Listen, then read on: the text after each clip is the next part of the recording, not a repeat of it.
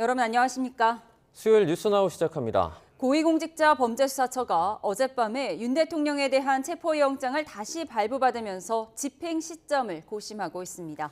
공수처장은 2차 집행이 마지막이라는 각오라고 밝혔는데 언제쯤 윤 대통령에 대한 체포 시도에 나설지 관심이 쏠립니다. 취재기자 연결합니다. 김태원 기자. 네, 고위공직자범죄수사처입니다. 네, 당장 오늘도 집행이 가능하긴 한 건데 공수처 현재 분위기 어떻습니까? 네, 저희 취재진이 이른 새벽부터 이곳 공수처에 나와 있었는데 현재까지 별다른 움직임은 없습니다. 앞서 지난 3일 경호처 저지에 가로막혀 한 차례 실패를 겪었던 만큼 최적의 집행 시기를 고심하고 있는 것으로 보입니다. 서울 서부지법은 어제 공수처가 윤 대통령에 대해 청구한 체포, 수색영장을 다시 발부했습니다. 처음 영장을 발부한 이순영 부장판사가 아닌 신한미 부장판사가 발부한 것으로 알려졌습니다. 격주제 원칙에 따라 번갈아가며 심리하기 때문인데 처음 발부된 영장과 내용도 다르지 않은 것으로 파악됐습니다. 유효기간인 일주일이었던 지난 1차 때보다는 긴 것으로 알려졌는데 구체적으로 공개되진 않고 있습니다. 공수처는 집행 시점의 보안을 유지하고 관저압 시위가 격화할 수 있다는 우려 등을 고려해 이같이 결정한 것으로 전해졌습니다. 공수처는 경찰과 함께 조만간 이르면 이번 주 중 윤 대통령에 대한 체포에 나설 것으로 관측됩니다. 1차 집행 당시에는 5시간여 만에 철수를 했는데 오동훈 공수처장이 이번에는 다를 거라며 강경 대응을 예고했어요. 네, 오동훈 공수처장은 어제 국회 법제사법위원회에 출석했는데요. 지난 3일 1차 집행 과정에서 예측하지 못한 부분이 많이 발생해 결과적으로 실패했다면서 책임을 통감하고 국민에게 진심으로 사과드린다고 말했습니다. 그러면서 이번이 마지막이라는 비상한 각오로 철두철미하게 영장 집행을 준비하겠다고 강조했습니다. 2차 집행에선 총력전을 펼쳐서 윤 대통령의 신병을 반드시 확보하겠다는 것으로 해석되는데요. 공조수사본부는 집행을 막아서는 경호처 측 인원을 현행범 체포하는 등 강경하게 조치하는 방안을 검토하고 있습니다. 네, 그런데 오동훈 공수처장이요. 윤 대통령이 실제 관저에 머물고 있는지에 대해서는 보고받지 못했다. 이렇게 밝혔는데 어떤 의미죠? 네, 마찬가지로 어제 국회 법사위에 출석해 이어간 발언인데요. 윤 대통령이 달아났을 가능성도 있다고 보느냐는 질문에 오 처장은 여러 가지 가능성에 대해서 생각하고 있다며 여지를 남겼습니다. 또 도주 의혹과 관련한 사실관계를 파악한 게 있느냐는 질의엔 정확하게 보고받은 것은 없지만 차량에 관한 이야기는 들었다고 답했는데요. 일부 유튜브 채널이나 야권 일각에서 윤 대통령이 이미 차량으로 관저 밖을 나섰다는 의혹을 제기한 것을 언급한 것으로 보입니다. 다만 윤 대통령이 관저에 머무르고 있을 가능성이 현재로서는 더 높아 보이는 상황입니다. 그런 만큼 오 처장의 발언도 아직 구체적인 위치를 파악하지는 못했다는 취지로 풀이됩니다. 지금까지 고위공직자범죄수사처에서 YTN 김태원입니다. 대통령에 대한 체포영장이 다시 발부되면서 경찰도 구체적인 체포 계획을 고심하고 있는 것으로 전해지고 있습니다. 특수공무집행방해 혐의를 받는 박종준 경호처장에 이어 김성훈 경호처 차장도 경찰의 2차 출석 요구에 응하지 않은 것으로 확인됐습니다. 현장 취재기자 연결해 보겠습니다. 양동훈 기자. 네, 경찰청 국가수사본부에 나와 있습니다. 네, 대통령에 대한 체포영장 집행을 언제 다시 시도할지 경찰에서 전해지는 내용이 있습니까? 네, 아직 구체적인 일정이나 세부적인 계획이 확인되지는 않고 있습니다. 다만 어제 서울 서부지방법원에서 윤석열 대통령에 대한 체포영장을 다시 발부한 만큼 조만간 경찰도 공수처와 협의해 관저에 대한 체포영장 집행에 나설 방침입니다. 지난 3일 1차 집행 당시에는 경호처에서 강한 저항을 하면서 집행 실패했기 때문에 이번에는 조금 더 신중하게 접근할 수밖에 없는 상황입니다. 당시 공수처가 인력 부족 등을 이유로 물리력 동원에 한계가 있었다고 인정한 만큼 이번 2차 집행에서는 세부계획 수립에 경찰이 주도하게 될 전망입니다. 경호처가 버스 여러 대로 입구를 봉쇄하고 관저 주변으로는 원형 철조망을 설치하는 등 경계를 강화하면서 이 부분에 대해서 어떻게 대처할지도 관심입니다. 경찰은 이번에도 경호처가 영장 집행을 저지하기 위해 나선다면 경호처 직원에 대한 현행범 체포를 검토하겠다고 경고했습니다. 또 형사기동대나 특공대 등을 투입해 더욱 강한 물리력을 동원할 가능성도 내비쳤는데요. 반드시 체포영장을 집행하겠다는 의지를 드러내고 있는 만큼 2차 집행에서는 대규모 인력이 투입될 가능성도 큽니다. 특수 공무집행방해 혐의로 입건된 경호처장 등 주요 간부들이 있는데 줄줄이 소환에 불응하고 있다고요. 네, 경찰은 소환에 불응해온 박종준 경호처장과 김성훈 경호처 차장에게 각각 3차와 2차 소환 통보를 했습니다. 이들은 윤석열 대통령의 체포영장 집행을 방해한 특수 공무집행 방해 혐의로 입건돼 있는 상태입니다. 박 처장은 이전의 소환 요구에 변호사가 선임되지 않아 출석이 어렵다며 거부 의사를 밝혔습니다. 오늘 오전 10시까지 출석 통보를 받은 김성훈 차장도 아직 경찰에 출석하지 않은 것으로 확인됐습니다. 경호처는 엄중한 시국이라 관저를 비울 수 없다는 입장을 계속 강조하고 있는데요. 박 처장과 김 차장 모두 3차 출석 요구까지도 응하지 않을 가능성이 제기되는데 경찰로서는 체포영장 신청에 나설 가능성이 크다는 전망입니다.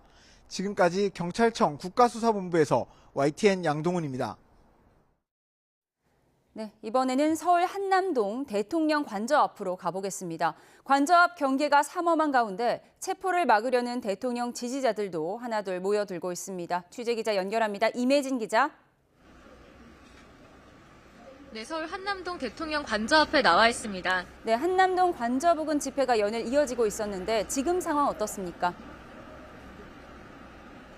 네, 제가 서 있는 곳은 관저 진입로 바로 앞인데요. 이곳을 기점으로 양쪽 200m가량 떨어진 도로에서 윤 대통령 지지자들이 탄핵 반대 집회를 계속 열고 있습니다. 부쩍 추워진 날씨에 텐트와 천막을 도로 곳곳에 설치해뒀고 난방버스도 놓여 있습니다. 밤새 관저 앞을 지핀 참가자들은 체포영장 집행을 저지해 대통령을 지키겠다며 발언을 이어가고 있는데요. 앞서 윤 대통령이 지지자들에게 보낸 편지를 노래로 만들어 부르기도 했습니다.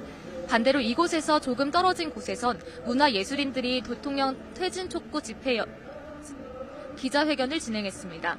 탄핵 찬성 단체는 오늘 저녁 헌법재판소 앞에서 윤 대통령 파면을 촉구하는 촛불 문화제도 열 예정입니다. 공수처가 언제 2차 영장 집행에 나설지 관심이 모아지는 가운데 지금은 탄핵 찬성 측 집회 인파가 거의 없지만 시간이 지나면 모일 가능성도 있는데요. 인파가 늘면서 집회 참가자 사이 충돌이 발생할 수 있다는 우려도 나옵니다. 경찰은 계속되는 집회에 한남대로 도심 방향 1개 차선을 통제하고 기동대를 배치해 충돌 등의 상황에 대비하고 있습니다. 네, 관저 경계 상황은 어떻습니까? 1차 영장 집행이 시도된 지난 3일에 비해 집회 인원이 많지는 않아서 질서 유지를 위해 투입된 기동대 인력은 전보다 비교적 적은 편인데요. 관저 주변 경계는 오히려 삼엄해진 편입니다. 관저 진입로 주변엔 경찰 가림막이 설치돼 있어 통행 목적과 신분을 확인해 제한적으로 통행이 이루어지고 있고요. 대형 버스 여러 대가 가로질러 주차돼 있어서 진입도 쉽지 않은 모습입니다. 관저 정문에는 미니버스로 여러 겹의 차벽이 설치돼 있고 1차 체포영장 집행 당시 공수처와 경호처가 처음 배치했던 철문도 굳게 닫혀 있습니다. 또 진입로 가장자리 빈틈은 물론 경내 산길까지 원형 철조망이 촘촘하게 설치돼 있습니다. 관저한 모습이 보이진 않지만 2차, 3차 저지선 경계도 강화됐을 것으로 추정됩니다. 관저를 지키는 경호처가 영장 집행 저지 입장을 굽히지 않고 있는 만큼 2차 집행에 나서는 공수처나 경찰과의 대치는 더 격해질 것으로 보입니다. 지금까지 서울 한남동 대통령 관저 앞에서 YTN 임혜진입니다. 윤석열 대통령 체포영장 재집행이 초일기에 들어가면서 여야 대치 전선도 가팔라지고 있습니다. 더불어민주당은 공조수사본부를 향해 임전무퇴의 각오로 영장 집행에 나서라고 압박을 했고 국민의힘은 공조본이 사실상 야당과 내통하는 모습을 보이고 있다며 날을 세웠습니다. 국회 취재기자 연결합니다. 임성재 기자. 네, 국회입니다. 2차 영장 집행이 가시화하면서 수사기관을 향한 여야의 발언 수위도 높아지고 있는 분위기죠. 윤 대통령에 대한 조속한 체포영장 집행을 촉구하는 민주당은 공수처와 경찰을 향해 임전무퇴의 각오로 나서라고 요구했습니다. 지난 3일 윤 대통령 첫 체포 시도가 무산된 것을 상기시키며 이번엔 같은 모습을 보여서는 안 된다고 지적한 겁니다. 박찬대 원내대표는 최고위 회의에서 이 공조수사본부는 가용할 수 있는 인력과 장비를 총동원해 이 관저에서 윤 대통령을 끌어내야 한다고 강조했습니다. 관련 발언 들어보겠습니다. 관저에서 윤석열을 끌어내야 합니다. 무너진 공권력의 권위를 바로 세우고 누구든 죄를 지었으면 처벌받는다는 원칙을 확고하게 세워야 합니다.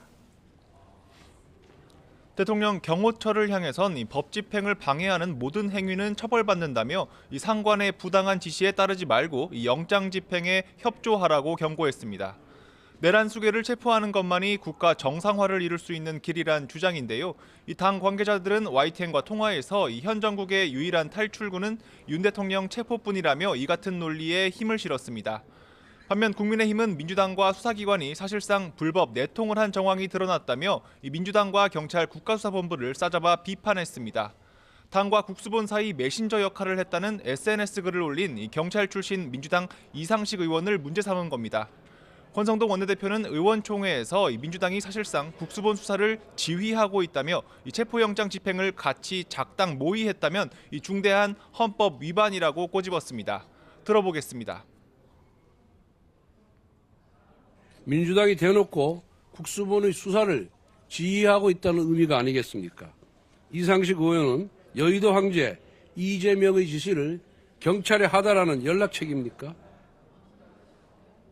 신동욱 수석대변인도 논평을 내고 이 국수본의 모습은 민주당 수사본부와 같다며 이 윤 대통령 체포 시도 행태가 사실상 민주당의 지시와 지침으로 이뤄진 것인지 밝히라고 요구했습니다.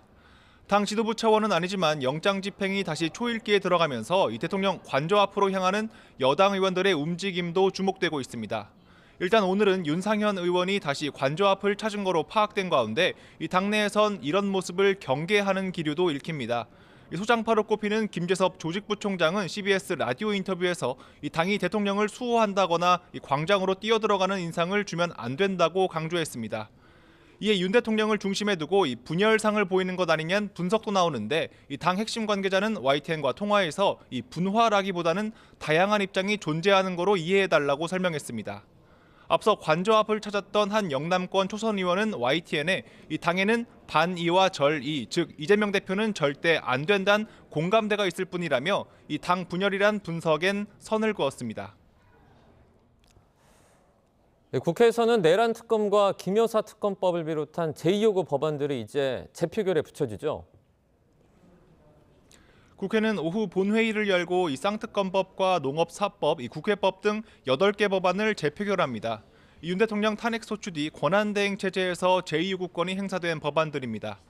8개 법안 재표결은 한꺼번에 이 무기명 수기투표 방식으로 진행됩니다. 탄핵 정국에서 정치권 시선은 이 내란 특검과 김 여사 특검법으로 쏠리고 있는데 여당 이탈표 규모가 최대 관심사입니다. 앞서 쌍특검법 1차 표결에선 내란 특검법의 경우 5명에, 김 여사 특검법의 경우 4명의 여당 이탈표가 나왔습니다. 이 같은 특검법안에 이 부결 당론을 유지하고 있는 국민의힘은 일단은 같은 반대 입장을 유지하고 있습니다. 다만 당내에선 특히 내란 특검의 경우는 독소 조항으로 문제 삼는 특검 추천권 등을 수정한 대안을 야당과 협의해야 한다는 목소리도 나오고 있습니다. 이에 민주당 박찬대 원내대표는 이 특검법에 반대하는 건 이 내란에 동조하겠다는 선언이자 이 대한민국을 무법천지 독재 국가로 만들겠다는 것이라며 이 여당 의원들을 압박했습니다. 네, 국회에서 오전에 진행이 됐죠. 고위당정협의회 소식도 정리해 주시죠. 정부와 국민의힘은 고위당정협의회에서 이 설 연휴 전날인 오는 27일을 임시 공휴일로 지정하기로 했습니다. 오는 25일과 26일 주말에 이어 28일에서 30일 설 연휴까지 모두 엿새를 연달아 쉴 수 있게 된 겁니다. 김상훈 정책위의장은 회의 뒤 브리핑에서 설 연휴 기간 내수 경기 진작과 관광 활성화를 도모하기 위해 정부와 협의한 내용이라고 설명했습니다. 협의에선 또 최상목 대통령 권한대행을 향해 국정 안정을 위해 장관 등에 대한 인사권을 행사해달라는 여당의 요청이 있었습니다. 권성동 원내대표는 안보수장인 국방부 장관과 치안수장인 행정안전부 장관의 공백을 언급하며 최대행이 장관 임명과 각 부처 인사로 공무원의 복지 부동을 막아달라고 당부했습니다. 지금까지 국회에서 YTN 임성재입니다. 최상목 대통령 권한대행은 비상경제 안정을 위한 고위당정 협의회에 참석해 경제 여건이 엄중하다며 이런 때일수록 여야정이 함께 머리를 맞대야 한다고 강조했습니다. 국회에 거듭 국정협의체 가동을 당부한 건데 함께 들어보겠습니다. 우리 경제를 둘러싼 여건이 엄중합니다. 이럴 때일수록 여야정이 함께 머리를 맞대고 국정협의체를 가동하여 민생과 경제안정 그리고 대외 신인도 관리에 힘을 모으는 것이 중요합니다. 이에 정부는 매주 범부처 합동 대외경제 현안 간담회를 통해 통상 경쟁력 강화를 위한 역량을 집중하겠습니다. 관세 인상, IRA 폐지 등 주요 쟁점별 대응 전략을 수립하고 수출, 투자, 공급망도 다변화하겠습니다. 이에 정부는 거시경제 금융현안 간담회를 통해 변동성이 확대될 경우에는 과감하고 신속하게 대응해 나가겠습니다. 아울러 자본시장 밸류업 등 금융시장 선진화 방안 등도 지속적으로 추진하겠습니다. 윤석열 대통령의 탄핵소추 청구 사유 중 형법상 내란죄를 철회하는 것과 관련해 장외 공방이 이어지고 있습니다. 여권 일각에서는 헌법재판소가 편파적이라는 반발도 나오는데 헌재는 양심에 따라 독립해 심판을 하고 있다며 공정성 논란을 일축했습니다. 자세한 내용 취재기자 연결해서 알아보겠습니다. 김다영 기자. 네, 헌법재판소입니다. 네, 내란죄 철회 논란 다시 한번 정리해 주시죠. 네, 지난 3일 헌재에서 열린 윤 대통령 탄핵 심판 2차 변론 준비 기일에서 국회 측은 탄핵소추안에서 형법상 내란죄 부분을 철회하겠다고 밝혔습니다. 이에 여권에서 탄핵소추 자체가 잘못된 것이라며 반발하자 국회 측은 소추 사유의 핵심이 철회되거나 바뀐 적이 없다고 해명했는데요. 내란 우두머리의 국헌 문란 행위 자체는 소추 사유로 그대로 남겨두기 때문에 문제 소지가 없다는 겁니다. 반면 윤 대통령 측은 내란죄 성립 여부를 제외하면 탄핵 사유 가운데 80%를 빼는 셈이라며 탄핵 소추를 각하해야 할 사유에 해당한다고 주장하고 있습니다. 네, 이번 내란죄 철회 논란에 대해서 헌법재판소는 어떤 입장입니까? 네, 헌법재판소는 재판부에서 판단할 사항이라며 원칙적인 입장을 냈습니다. 헌재가 국회 측의 내란죄 철회를 권유한 것 아니냐는 의혹과 관련해서는 그러한 사실이 없다고 밝혔습니다. 앞서 헌재가 내란죄 철회를 권유했다고 추측하듯 발언한 국회 측도 해당 발언이 실언이라고 해명하기도 했습니다. 그제 국민의힘 의원들은 헌재가 대통령 탄핵 심판과 관련해 지극히 편향적이고 불공정하다며 항의 방문하기도 했는데요. 탄핵 심판 공정성 논란에 대해 헌재는 어제 브리핑에서 헌법과 법률에 의해 양심에 따라 독립해 심판하고 있다고 일축했습니다. 지금까지 헌법재판소에서 YTN 김다현입니다. 지난달 비상계엄 선포 직후 김태효 국가안보실 1차장이 주한 미국 대사에게 계엄 선포가 불가피했다고 설명을 했고 이에 미 대사가 유감의 뜻을 밝혔다는 의혹이 제기됐습니다. 김 차장은 한미동맹을 이간질하는 명백한 허위 사실이라고 반박했습니다. 홍민기 기자입니다. 민주당 정동영 의원은 비상계엄 선포 다음 날인 지난달 4일 김태효 국가안보실 1차장이 필립 골드버그 주한 미국 대사의 전화를 받았다고 주장했습니다. 계엄 당일 국가정보원과 외교부 등 모든 관계자가 골드버그 대사의 전화를 받지 않았고 새벽 2시를 넘어 유일하게 김 차장과 통화가 됐다는 겁니다. 정 의원은 이 통화에서 김 차장이 골드버그 대사에게 비상계엄의 정당성을 설명했다는 의혹을 제기했습니다. 반국가 세력을 척결하기 위해서 계엄이 불가피했다는 강변을 되풀이했습니다. 이를 들은 골드버그 대사가 경악했고 김 차장에게 깊은 유감과 우려를 전달했다는 게 정 의원의 주장입니다. 정 의원은 이어 계엄 선포로 영구 집권 음모를 기획했던 사령탑이 지금도 살아 움직이고 있다며 그 정체를 밝혀내는 데 집중해야 한다고 강조했습니다. 이에 김 차장은 입장문을 내고 조목조목 반박했습니다. 골드버그 대사의 전화를 받은 건 맞지만 계엄 다음 날이 아닌 당일 늦은 밤이었고 방송된 대통령 담화문 외에는 알고 있는 바가 없다고 설명했다는 겁니다. 또 골드버그 대사에게 이후 상황을 지켜보면서 소통을 이어가자고 했다고 해명했습니다. 이어 민주당을 향해 앞서선 자신이 주한미국 대사의 전화를 받지 않았다고 주장하더니 이제는 하지도 않은 말을 했다고 한다며 화살을 돌렸습니다. 특히 이 같은 가짜뉴스는 한미동맹을 이간질하는 행태라며 강력히 유감을 표한다고도 덧붙였습니다. 정 의원은 재반박문을 내고 몇 번이나 내용을 확인한 뒤 공개한 것이고 김 차장의 노골적인 거짓말은 곧 드러날 거라며 수사당국이 명명백백하게 밝혀달라고 촉구했습니다. YTN 홍민기입니다. 삼성전자가 지난해 4분기 영업 실적을 발표했습니다. 애초에 8조 원대를 예상했던 증권가가 7조 원대로 전망치를 낮췄지만 이마저도 충족하지 못한 6조 5천억 원으로 잠정 집계됐습니다. 이런 가운데 엔비디아 CEO 젠슨 황은 삼성전자의 고대역폭 메모리를 여전히 테스트 중이라고 밝혔는데요. 취재기자 연결해서 자세하게 알아보겠습니다. 황혜경 기자, 먼저 삼성전자 4분기 실적부터 전해주시죠. 네, 삼성전자가 오늘 오전 금융감독원 전자공시 시스템을 통해 지난 4분기 잠정 실적을 공시했는데요. 영업이익은 6조 5천억 원으로 지난 3분기 대비 29% 감소했습니다. 매출액도 75조로 3분기 대비 5.2% 하락했습니다.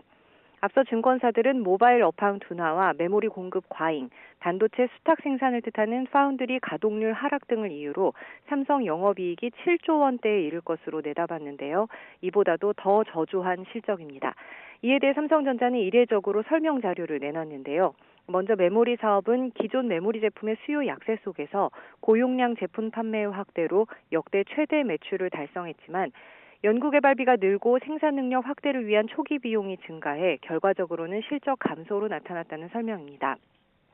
또 비메모리 부분에서는 모바일 등 수요가 부진한 가운데 가동률 하락과 연구개발비 증가로 실적이 떨어졌다고 밝혔는데요. 마케팅 비용 증가라든지 신제품 출시를 앞둔 비수기 등도 영향을 미친 것으로 삼성전자 측은 분석하고 있습니다. 네, 이런 가운데 엔비디아의 젠슨 황 최고 경영자가 이 삼성전자의 고대역폭 메모리에 대해서 또 언급을 했다고요? 네, 그렇습니다. 황 CEO는 세계 최대 가전 IT 전시회인 CES에서 열린 기자 간담회에서 삼성전자의 고대역폭 메모리 HBM에 대해 현재 테스트 중이고 성공할 거라 확신한다고 말했습니다. 마치 화요일 다음 날이 수요일이라고 확신할 수 있는 것처럼 삼성의 성공을 확신한다라는 말도 덧붙였는데요. 테스트 기간이 왜 이렇게 오래 걸리느냐는 질문에서는 한국은 서둘러서 하려고 하지만 이 정도는 오래 걸리는 것은 아니라고 답했습니다. 그러면서 삼성은 새로운 설계를 해야 하고 할 수 있다면서 매우 빠르게 일하고 있고 헌신적이라고 강조했습니다. HBM은 여러 개의 D램을 수직으로 연결해 기존 D램보다 데이터 처리 속도를 끌어올린 고부가 고성능 제품인데요. SK하이닉스는 엔비디아 이미 납품하고 있지만 삼성전자는 테스트를 받는 중입니다. 앞서 황 CEO는 지난해 3월 엔비디아의 연례 개발자 회의에서도 삼성전자의 HBM을 테스트 중이라고 말했는데 10달 넘게 여전히 테스트 중인 셈입니다. 다만 이 같은 소식에도 불구하고 삼성전자의 주가는 외국인 매수세가 유입되면서 급등하고 있습니다. 개장 초 외국인과 기관의 매도세의 1% 이상 하락한 채 출발했지만 이후 외국인이 순매수로 전환하면서 상승세를 나타내는 상황입니다. 지금까지 YTN 황혜경입니다.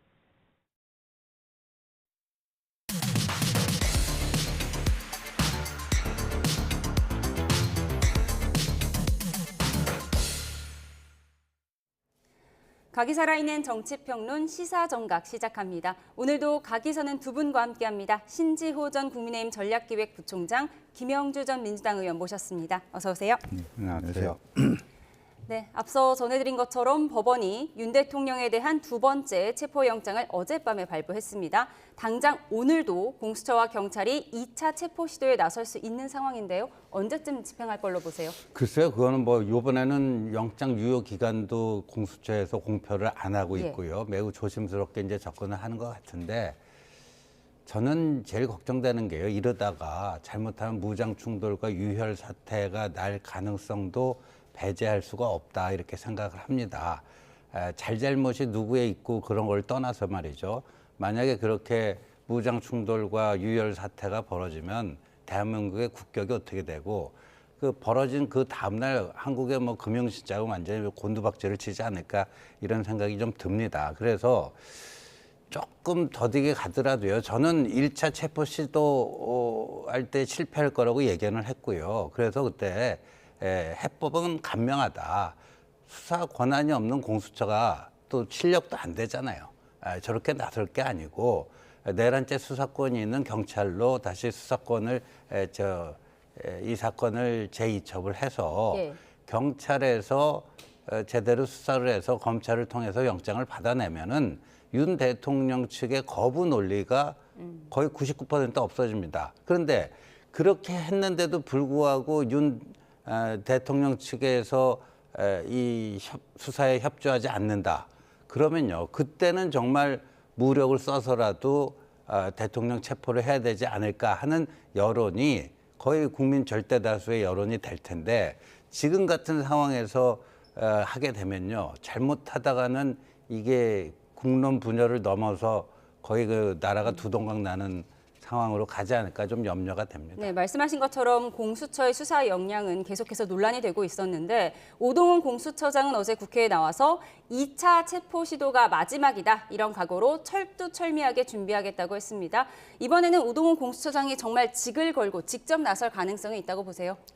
글쎄요, 지금 이제 뭐 공수처 입장에서는 안 그래도 이제 밖에서 뭐 공수래 공수군이 뭐 공수래 공수처니 이런 비아냥 그림을 당하고 있고, 또 실제적으로 그동안에 공수처가 보여준 부분들이 많은 영장이 기각돼 있고 실효성이 있는 결과를 안 냈기 때문에 매우 공수처장 입장에서도 그 자기 조직의 존폐의 기로에 서 있다는 걸 느끼기 때문에 본인이 직접 일선에 나서는 그런 각오로 뭐 나설 수 있을지 없을지는 모르겠습니다만은 대처하지 않을까 그렇게 생각이 들고요. 또 그런 의미에서 한편으로 보면 지난번에 차라리 경찰이 말하자면 그 경호처장을 체포하자 이렇게 했을 때 차라리 그렇게 받아들여서 한 번에 그렇게 할 것 같으면 그렇게 깔끔하게, 처음에는 사실은 좀 지금보다 훨씬 느슨했지 않았습니까? 물론 이제 아직까지 여전히 공수처가 수사할 수 있는 권한이 있는지에 대한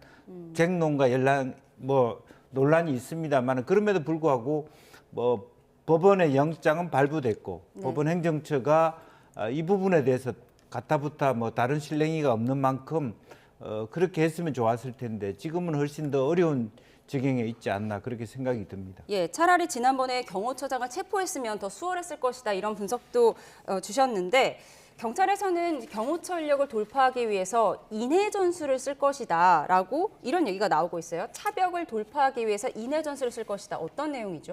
그러니까 지금 뭐 그 대통령실 경호처 자체 인력만 한 700명 정도 되고요. 뭐 수방사로부터 지원받은 인력 다 합치면 뭐 1,200, 300 정도 된다는 건데, 1,200, 300명의 방어벽을 인해 전술로 뚫는다. 인해 전술 하면 생각나는 게 6.25 때 압록강을 건너서 인해 전술로 다시 우리 국군과 연합군을 반격을 해오던 그 중공군이 생각이 나는데, 보통 그 인해 전술 하려면 최소 2대1은 돼야 됩니다. 숫자상으로 최소. 네. 2대1은 돼야 되고, 그다음에 그 경찰 특공대나 이런 데 훈련 받을 때도요. 그 이 4인 1조로 한 명씩 뭐 이렇게 체포를 하고 드러낸다 뭐 이런 건데, 그래도 하여간 최소 숫자가 이제 이 2배인데 1,200명이 2배면 한 2,500명 정도를 투입한다는 거 아닙니까? 오늘 그런 보도가 나오더라고요. 경호처 인력이 1,300여 명이니까 경찰이 2,800여 명 정도 도입하지 않겠냐, 이런 얘기가 나오더라고요. 참 이 국가적 비극이고요. 단순한 비극을 넘어서 지금 이렇게 할 문제인가 하는 거고요. 이제 헌정사상 초유의 그 현직 대통령 체포 시도이기 때문에 이 조금이라도 흠결이 될 만한 걸 남기면 안 됩니다. 근데 지금 공수처가 뭐에 쫓겨서 저러는지, 그리고 심지어 심각한 것이 민주당의 경찰 출신 이상식 의원이 본인이 자백을 했어요.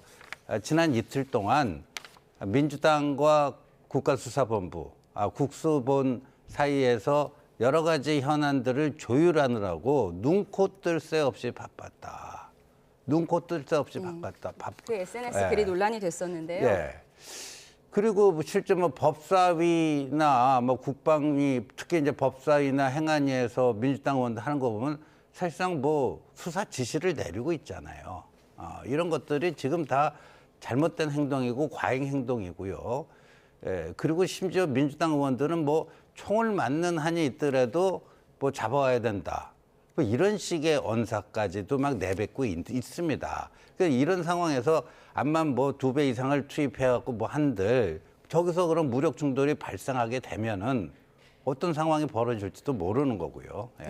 말씀하신 부분은 뒤에서 조금 더 자세히 나눠보기로 하고요. 어제 법사위에서는 윤 대통령의 도주 가능성에 대한 이야기도 나왔습니다. 오늘 아침 민주당 안규백 의원의 인터뷰 내용까지 함께 듣고 오겠습니다. 윤석열은 관저에 있습니까? 지금 그런 부분에 대해서는 정확하게 보고받은 건 없습니다. 알지 못합니까? 또 말씀드릴 수도 알지 없고요. 도망갔을 가능성도 있다고 생각하십니까? 그 여러 가지 가능성에 대해서 생각하고 있고 가능성이 있다고 보시는 거죠. 여러 가지 가능성에 대해서는 저희들은 대비해야 되는 그 여러 가지 입장입니다. 가능성에는 피의자가 은닉, 숨었거나 아니면 도주했을 가능성도 있다고 보는 거죠. 여러 가지 가능성 중에. 네, 맞습니다. 네. 제가 들은 정보로는 이미 용산을 빠져나와서 제3의 장소에 도피해 있다 이렇게 듣고 있습니다. 더 확인을 해봐야 되겠습니다만은 아마도 이미 한남동 대통령 관저를 떠나서 제3의 장소에 있지 않냐 이런 판단을 해봅니다. 근데 아마 경찰에서도 그런 비슷한 소재 파악을 하고 있다라는 얘기를 제가 어제 들은 바가 있어요. 아, 네. 이미 한남동 그 관저에 있으면은 굳이 소재 파악을 하고 있다는 얘기를 할 필요가 없지 않겠습니까? 그래서 공수처장님 말씀이나 경찰 그 브리핑을 들어보면은 제3의 장소를 피신하지 않았냐.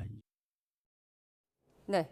윤 대통령의 도주 가능성을 묻는 질문에 여러 가지 가능성을 생각하고 있다는 공수처장. 네, 안규백 의원 역시 이미 용산을 빠져나와서 제3의 장소에 도피해 있다는 제보를 받았다. 이렇게 얘기를 했는데 사실 관저 앞에 지금 시위대가 진을 치고 있고 언론사 카메라도 계속 비추고 있는데 이게 가능한 일일까요? 글쎄요, 뭐 가능할 수는 있다 하더라도요. 뭐 얼마든지 지금 차도 빠져나오고 있는데 다른 차 빌려 타고 예컨대 뭐 윤상원 의원 차를 빌려 타고 뭐 도주는 할 수 있겠죠. 그러나 최소한 대한민국 대통령이었던 분, 또 대통령이신 분이라면 그 관제에서 다른 데로 도피한다라고 하는 것은 상상할 수 없는 일이고 그런 상태라면 실질적으로는 더 이상 아마 누구도 자기를 방어해 주지 않을 겁니다. 그러니까 부딪히더라도 관제에서 부딪히는 게 정당하고요. 일부 유튜브가 뭐 1차 시도 때도 있으니 없으니 그런 얘기를 하는데 정말 뭐 도주할 수도 있겠죠. 마음으로는 도주하고 싶은 마음도 있을 수 있지만 최소한 대통령으로서의 품격과 나름대로의 리더로서의 어떤 자격을 가진다면 떳떳하게 관제에서 맞아 해야 되고요. 부딪히더라도 관제에서 부딪히는 것이 윤 대통령으로서 최고의 어떤 최하의 마지노선 정도 아니냐 생각이고 또 참고로 어저께 한 40몇 명 되는 그 의원들이 갔지 않습니까? 국민의힘 의원들 갔는데 뭐 사실 하기는 잘 모르겠습니다만은 대통령께서 같이 밥 먹자 뭐 이런 얘기도 나왔다라고 하면 그렇게 대통령께서 이것을 피하기 위해서 다른 데 도피했다. 그건 저는 있어서는 안 되고 믿고 싶지도 않은 그런 이야기입니다. 예, 관저 앞에 모인 의원들에게 떡국을 먹고 가라고 했다. 대통령실에서 이런 얘기가 나왔는데요. 맞는 얘기인가요? 네, 뭐 김기현 의원이 그렇게 확인을 해준 것 같더라고요. 뭐 떡국 같이 먹으면 어떠냐. 근데 같이 또 식사를 하게 되면 여러 가지 오해를 살 수도 있고 당의 전체적인 이미지에 또 부정적 영향을 미칠 수도 있겠다 해서 뭐 사양을 했다라는 건데 뭐 그 떡국 얘기는 그런데 근데 그때까지만 해도 관저에 있었으니까 떡국을 먹으라고 했다. 그럼 뭐 도피를 했다면 그 이후에 뭐 떡국 사건 이후에 했다라는 건데 저는 저런 얘기가 나오는 것 자체가 정말 자괴감이 좀 들고요. 만에 하나 정말 만에 하나 윤 대통령이 도피를 했다면 그게 나중에 사실로 확인된다면 윤 대통령은 그나마 남아있는 뭐 지지자들의 에너지라든가 또 국민의힘의 국회의원들의 서포트라든가 이게 그냥 물거품처럼 사라질 가능성이 굉장히 높다. 그 이유는 방금 전에 우리 김영주 의원께서 잘 말씀해 주셨지만 이게 무슨 뭐 적국하고 교전 중에 있는 상태도 아니고요. 그러면 국가 원수가 도피할 수도 있죠. 위급한 상황에서는. 그런 것도 아니고 본인이 촉발한 그 상황으로 인해서 이런 상황이 초래가 됐는데 그리고 국회의원 40몇 명, 또 수만 명의 시위대가 연일 집 앞에서 저렇게 이 한파에도 불구하고 네. 하고 있는데 본인이 어디 도피를 한다. 그게 네. 있을 수 없는 일이죠. 예, 있을 수 없는 일이다. 도주 제보는 신빙성이 없다고 두 분 다 말씀을 해주셨습니다. 한편 대통령 관저 앞으로 달려간 40여 명의 의원들을 두고 여당 초선 의원들을 중심으로 비판의 목소리도 적지 않은데요. 그 내용 듣고 와서 대담 이어가겠습니다.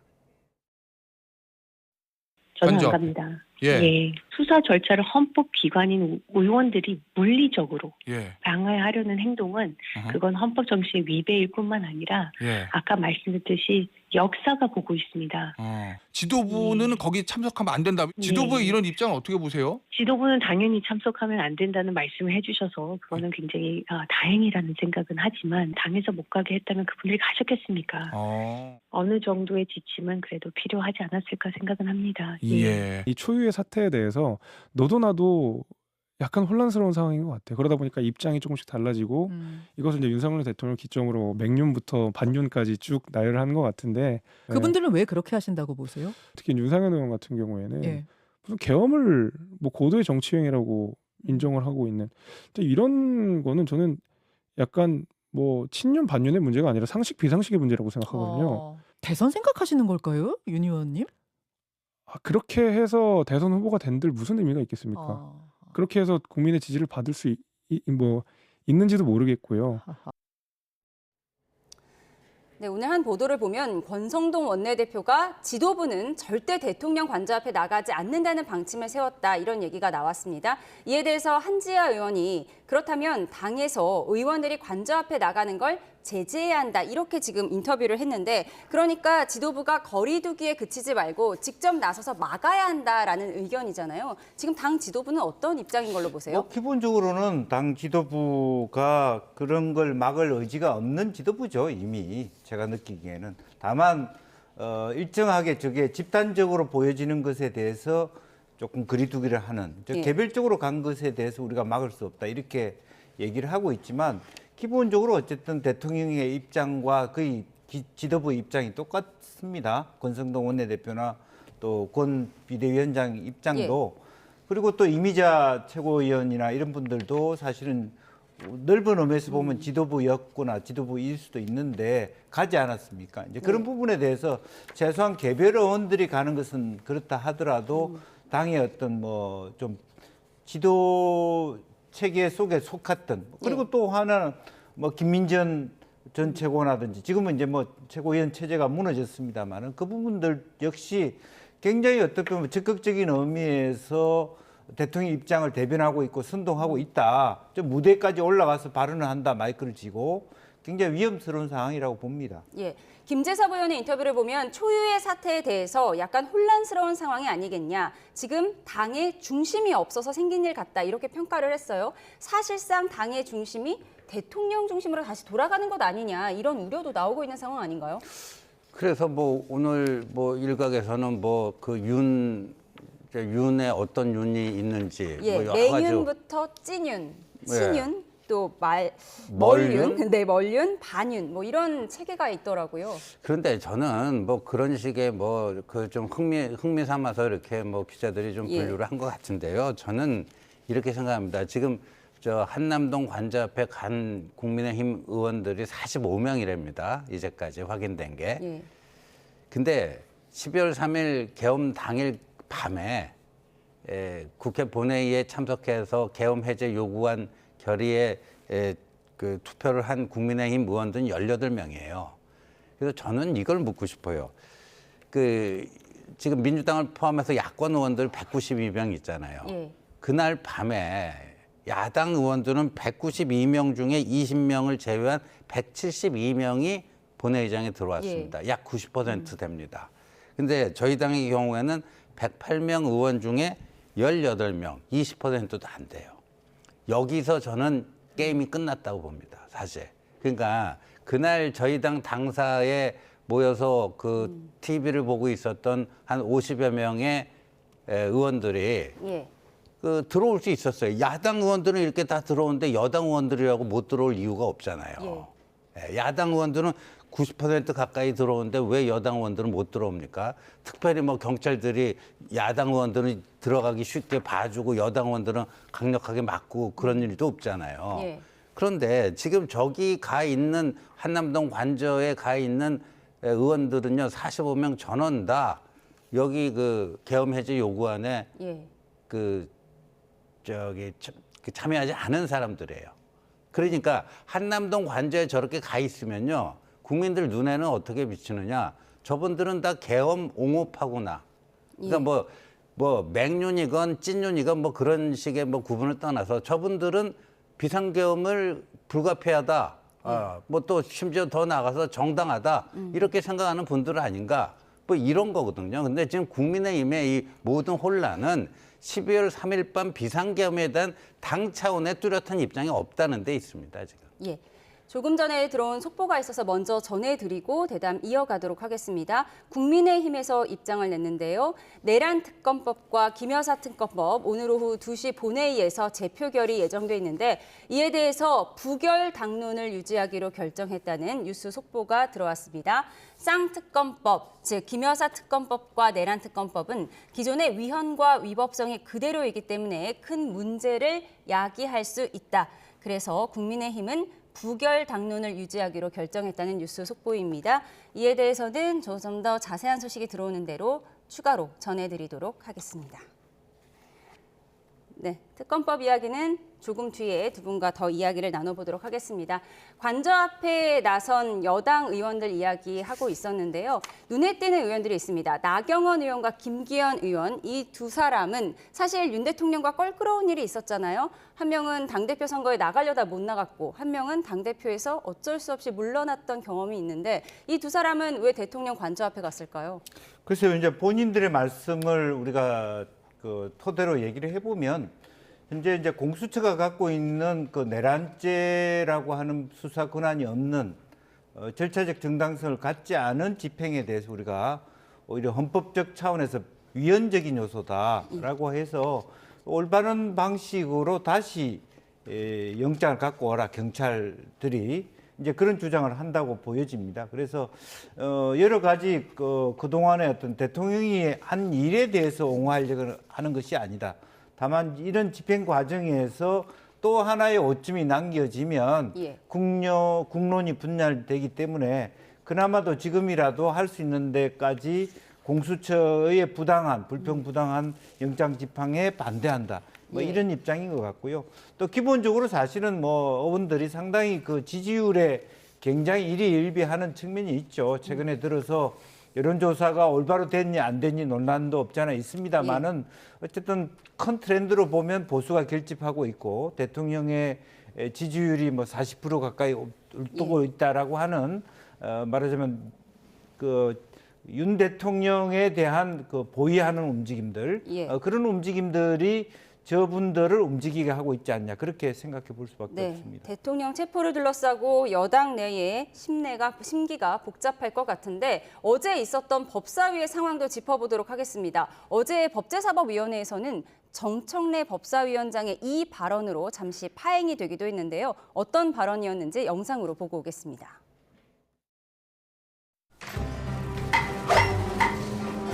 어떤 입장을 냈는지 다시 한번 제안으로서 완전히 별개의 사건. 탄핵소추문에서 핵심 내용 또 특히 중요한 내용이 제외될 경우에는 새로운 탄핵소추 결의가 필요한 것은 법리상 저는 명백하다고 생각합니다. 지금 민주당이 주장하는 것처럼 내란죄는 빠졌지만 내란 행위는 남아있다. 이건 개변입니다.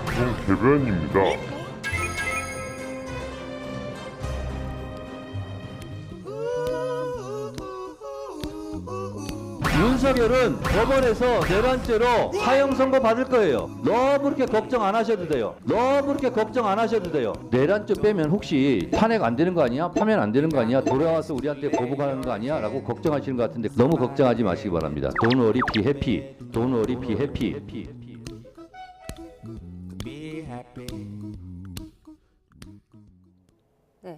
정청래 법사위원장은 워낙 극단적인 단어를 많이 사용하고 그것 때문에 언론의 주목을 받기도 했는데 이번에는 사형이란 단어를 언급을 하면서 국민의힘 의원들은 걱정하지 마라 그랬어요. 어떤 의미가 내포된 건가요? 뭐 조롱성 그 얘기를 저렇게 뭐 말장난 비슷하게 한 건데 저게 국회 법사위 공식 회의석상에서 또 그 회의를 주재하는 법사위원장으로서 할 발언인가 하는 점에서 참 뭐라고 참 얘기하기도 뭐한 정도의 망언이다. 예. 본인이 뭐 판사도 아니고요. 내란죄가 성립하는지 여부는 이제 재판 과정에서 드러날 것이고요. 뭐 성립된다 할지라도 그 죄질에 따라서 뭐 양형이 결정될 텐데 뭐 저런 식으로 사형 선고 받을 거다. 뭐 저주를 하는 겁니까 뭡니까? 그리고 저거는 그냥 뭐 어떻게 보면 정청래라고 하는 그 항상 뭐 말썽 일으키는 정치인의 그 구설로 이제 나온 건데 핵심은 지금 민주당 측에서 야당 측에서 탄핵소추 사유에서 내란죄를 빼는 거 거기서 이게 지금 그 발단이 된 거 아닙니까? 그리고 민주당 측에서는 계속 말장난을 하고 있는 게 탄핵소추 사유에서 뺀 게 아니다. 그대로 있지만 그 내란 행위에 대한 형법상 내란죄 성립 여부를 따지지 않고 그 내란 행위에 위헌이 있었는지 헌법 위반 그것만 따지겠다는 것이다 하는 건데 탄핵소추 그래서 제가 다시 그 뭐 한 몇십 페이지 되는 그 탄핵소추 안을 다시 읽어봤는데 내란 없이는 이 자체가 얘기가 안 될 정도예요. 그래서 저거 헌재가 정말 저 부분에 대해서 잘 판단해야지 더군다나 헌재의 권유가 있었냐 없었냐 이런 진실 공방까지 벌어지고 있는 상태에서 이게 내란죄를 빼고 하게 되면요. 이거는 정말 그 헌재에서 어떤 결정이 내려졌을 때 국민적으로 승복이 되고 수용이 되는 게 아니라 오히려 그게 분열을 확산시키는 촉진제가 될 수도 있겠다는 염려가 듭니다. 네.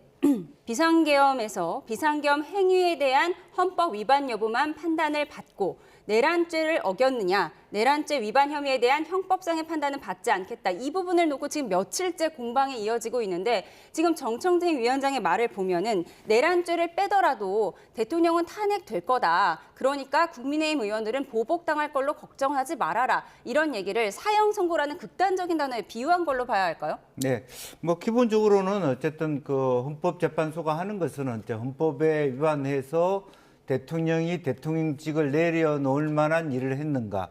사실은 이제 국회 측의 소추 변호사의 말에 의하면 표현 자체가 내란죄에 준하는 국헌 문란 행위 이렇게 적혀 있습니다. 그러니까 그것이 곧 뭐 내란죄 아니냐라고 하는 것인데 헌법재판소에서 물어봤죠. 내란죄로 다툴 것인지의 여부에 대해서 국회 측에서 내란죄를 다투지 않겠다고 답하면서 이 문제가 발생한 것으로 보여집니다. 그래서 한편으로 보면 국민들이 보기에는 이게 말장난처럼 보이기도 해요. 그러니까 내란에 준하는 국헌 문란 행위라고 했는데 또 아까 신 의원 지적이 있었습니다마는 이 실제로 보면 통과된 의결문, 소추문에는 내란죄라고 또 적혀 있어요. 그러니까 더 민주당 측, 국회 측의 소추에 있어서 정당성이 상당히 망실되고 있는 것도 사실이거든요. 홍준표 시장은 뭐 짜장면에서 짜장을 빼면 짜장이냐 이렇게 비판하기도 그런데 했죠. 한편으로 보면 어쨌든 헌법재판소는 실질적으로 여러 가지 사안들, 첫 번째 탄핵안에 한 5개 중에 된 것을 두 번째 탄핵안에 올릴 때 2개로 추르면서 만들어지고 또 국회 측에서는 그것이 내용상 변화가 없다.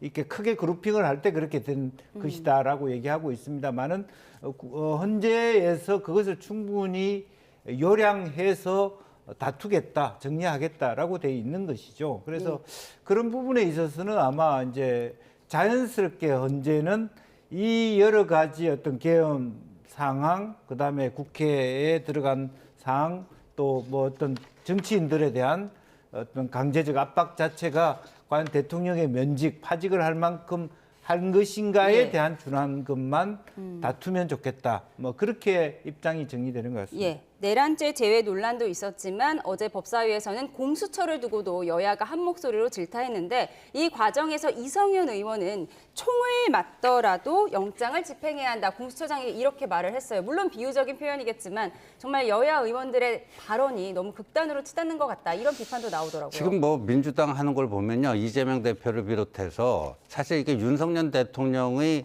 그 잘못된 행위로 본인들에게 반사이득이 가서 정말 그 뭐 조기 대선을 통한 그 집권의 기회가 열린 건데 마치 뭐 본인들이 엄청나게 열심히 일해서 성과를 거두고 뭐해서 한 것처럼 착각을 하고 있는 게 아닌가 싶습니다.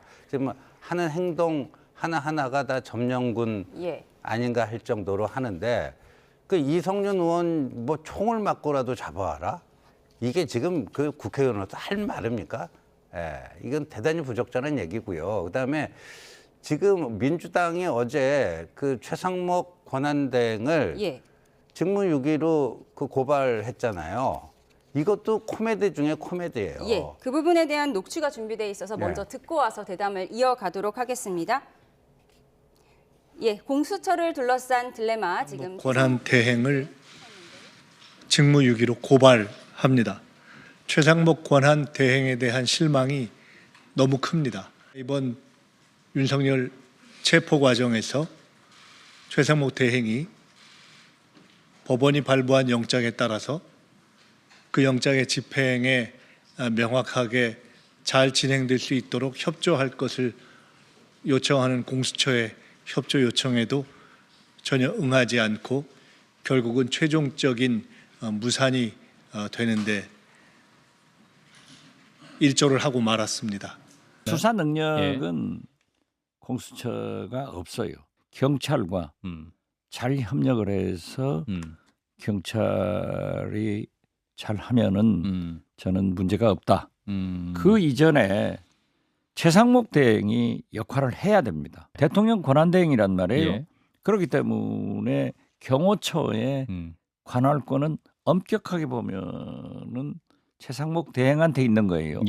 그렇기 때문에 지금 현재 가장 저항을 심하게 하는 우두머리 경호처장, 차장, 경호본부장을 직위 해제를 하고 영장을 집행하게 되면은 가능할 것 같아요. 네, 최상목 대통령 권한대행을 직무유기로 고발한 민주당 탄핵 대신 고발 카드를 꺼냈다 이렇게 얘기를 했는데 그럼 이제 탄핵은 안 한다 이런 얘기인가요? 사실은 뭐 탄핵을 한다면 정말 민주당이 헛발질한 것이고 매우 통탄할 만한 바보스러운 행위를 했다 그렇게 볼 수 있겠죠. 왜냐하면 이미 국민들의 마음에서 윤석열 대통령은 떠났어요. 이제는 민주당과 이재명 대표가 다음 조기 대선에서 국정을 운영해 갈 만한 신뢰와 안정성을 갖고 있는가를 심판받는 시간이 왔다 그렇게 봅니다. 그런데 지금 이제 한덕수 총리에 이어서 최상목 권한대행조차도 만약 탄핵을 하게 되면 그 소위 노정면 대변인 얘기하듯이 뭐 5명 전체를 탄핵한다면 민주당이라고 하는 이 정치 집단을 안정적인 정치 집단으로 보겠습니까 국민들이? 아니 어찌됐든 그 국정을 완전히 파탄내고 내일 모레는 트럼프 행정부가 들어서는데 완전히 국정을 공백화해서 무정부 상태로 만들겠다라고 그렇게 볼 수밖에 없는 거 아니겠습니까? 절대 그 길은 가지 않고 그 대신에 나온 게 이제 고발인데 고발조차도 너무 과하다고 봅니다. 왜냐하면 탄핵을 쾌히 하다 보니까 사실은 윤 대통령 탄핵 사건부터 먼저 해야 되느냐의 문제도 쟁론이 되고 있어요. 앞에 것도 많이 쌓여 있는데 방통위원장부터 해가지고 그래서 스스로가 스스로의 길을 막는 일을 하고 있다. 저는 그렇게 보이기 때문에 그 자기가 권한을 많이 갖고 있다 하더라도 그걸 다 쓰는 것이 민주주의는 아닙니다. 그래서 조금 더 많이 신중하고 자제해야 된다 그렇게 봅니다. 근데 이거는 굉장히 중요한 게요. 저 문재인 정권 때 그 당시 뭐 국민의힘 등 야당의 거센 반발에도 불구하고 공수처법을 밀어붙였잖아요. 공수처법 제3조에 보면요. 대통령과 대통령 비서실 관계자들은요. 공수처의 직무 수행에 관한 것들을 일체히 해서는 안 된다고 나와 있습니다. 왜? 공수처는 대통령으로부터 분리된 독립적인 수사기관이기 때문에 공수처 업무에 연관되면 안 된다고 자기들이 이렇게 법을 만들어 놨어요. 네, 공수처의 독립성을 강조한 그렇죠. 3조 3항을 말씀하신 자기들이 거고요. 이렇게 법을 만들어 놓고 민주당 사람들이 지금 최상목 그 대행이 공수처장의 요구를 안 들어줬다라는 거 아니에요. 경호처 그 저항하지 말고. 예? 이 공수처장이 요구를 안 들어줬다 해서 지금 직무유기했다고 고발한 이런 코미디가 어딨냐고요. 저건 무고예요, 무고. 박지원 의원의 말을 보면 경호처에 대해 자연스레 직위 해제를 시키면 될 것 아니냐 이렇게 발언을 했더라고요. 그러니까 그게 무고예요. 그러니까 이제 이런 고발 행위가 무고고 박지원 의원도 정말 부끄러워할 줄 알아야 돼요. 자기들 정권이 만든 이 법 아닙니까? 예, 이 법을 자기들이 만들어 놓고 자기들이 어겨요. 그래 놓고 엉뚱한 데 화풀이 합니까? 예. 그런가 하면 두 경찰 출신 여야 의원들의 발언이 논란이 되고 있습니다. 국민의힘 이철규 의원의 경우에는 국가수사본부장과의 면담에서 언쟁을 벌인 사실도 확인이 됐는데 어떤 내용이었죠? 결과적으로는 뭐 훗날을 뭐 생각하라, 막 굉장히 엄포를 내고 여전히 이제 여당이고 또 그 전제에서는 만에 하나 윤 대통령이 돌아왔을 때 당신들이 어떻게 했는지 저희가 국가가 있을 그래픽으로 것이다. 준비했는데요. 경호처는 경호 대상자가 있는 곳에서 체포를 거부할 수 있는 형사법상 권리를 행사한 것이다. 경찰 의견이 마음대로 적용되니 앞으로 영원히 이렇게 된다고 생각하나 나중에 훗날을 생각하라. 경찰 출신 이철규 의원이 이렇게 얘기했더니 우종수 국가수사본부장이 듣기 거북하다 이렇게 답변을 한 것으로 전해지고 있습니다. 그렇습니다. 지금 현재 대통령 내란죄를 수사하고 접근할 수 있는 유일한 기구가 경찰입니다. 경찰 자체에 대하여 저렇게 엄포를 내는 것은 굉장히 부적절하다 그렇게 봐야 되고 본인 스스로가 또 경찰 출신 아닙니까? 그것이 자칫 잘못하면 경찰의 어떤 정치화 이런 논란도 있다 그렇게 보여집니다. 경찰 출신 여당 의원의 이야기를 들어봤는데 민주당 이상식 의원은 역시 경찰 출신인데 SNS에 당과 국가수사본부 사이에 메신저 역할을 하느라 수학에 불이 났다 이렇게 얘기하면서 여당에선 민주당이 수사기관과 내통한 것 아니냐 이렇게 반발이 나오고 있어요. 앞서 잠깐 언급하셨죠? 만약에 저게 본인이 누가 뭐 취조한 것도 아니고 누가 물어본 것도 아닌데 자기 스스로 저기 본인의 페이스북에 저렇게 쓴 거니까 본인이 거짓을 썼을 리는 만무하잖아요. 당과 민주당과 국수본 간의 메신저 역할을 하느라 전화기에 불이 났다. 전화기에 불이 났다. 근데 지금 뭐 보면 어제 민주당 의원들 뭐 총을 맞는 한이 있더라도 체포해갖고 오라는 둥, 뭐 하라는 둥, 안 되면 경찰 특공대라도 투입하라는 둥, 뭐 하라는 둥, 얼마나 많은 말들 쏟아냈습니까? 그거를 경찰 출신인 이상식 의원이 국가수사본부 저기 그 본부장 그 얼굴 나옵니다만 그 끊임없이 뭐 소통하면서 조율을 했다라는 거 아닙니까? 이거 있을 수 없는 일이죠.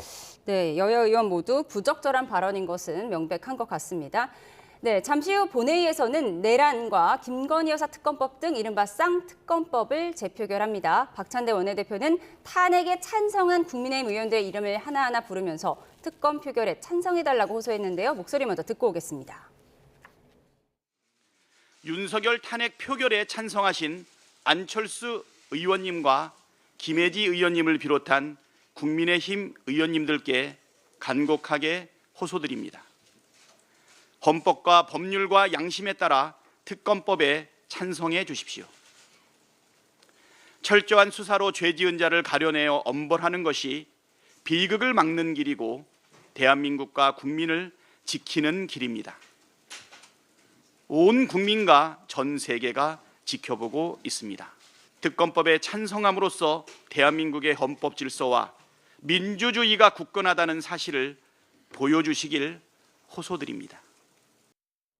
오늘 8개 법안에 대한 재표결이 이루어지는데 주목되는 거는 쌍특검법이고요. 박찬대 원내대표는 안철수, 김혜지 의원 이름을 콕 집으면서 간곡하게 호소를 했는데 앞서 저희가 속보로도 전해드렸지만 국민의힘이 당론으로 부결을 결정하기로 했고요.